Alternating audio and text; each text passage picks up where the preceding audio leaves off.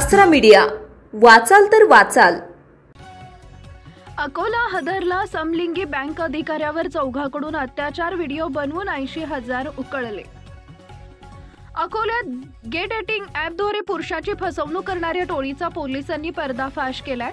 आजकाल gay dating app समलिंगी पुरुषांसाठी फसवणुकीचा मोठा अड्डा बनलाय। या ॲपच्या माध्यमातून काही गुन्हेगार ब्लॅकमेलिंग, लैंगिक अत्याचार आणि आर्थिक फसवणुकीच्या जाळ्यात अडकत आहेत।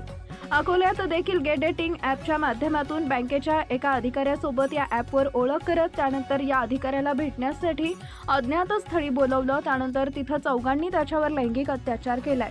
इतकंच नव्हे तर या संपूर्ण घटनेचं मोबाईलमध्ये व्हिडिओ रेकॉर्ड केलं। पुढे बँकेच्या अधिकाऱ्याला ब्लॅकमेलिंग करत तब्बल 80,000 रुपयांनी आर्थिक फसवणूक केली। चौघांपैकी दोघांना पकडण्यात पोलिसांना यश आलं।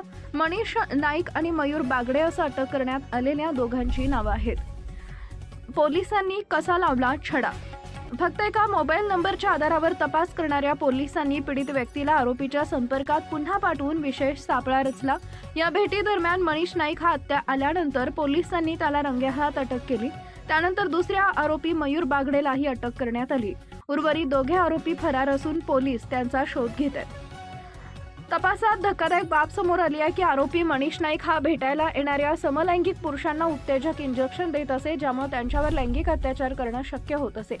खदान पोलीस स्टेशनचे ठाणेदार मनोज केदारे यांनी सांगितलंय की अशा प्रकारे फसवणूक झालेल्या इतर पीडितांनी पुढे यावं, आम्ही त्यांची गोपनीयता राखून ठेवण्याचा प्रयत्न करू। पोलीस आता या टोळीनं किती जणांना अशा पद्धतीने फसवले याचा शोध घेत आहेत। आपल्या परिसरातील ताज्या बातम्या पाहण्यासाठी आसरा मीडिया न्यूज चॅनलला YouTube वर सबस्क्राइब करा आणि बेल आयकॉन प्रेस करा।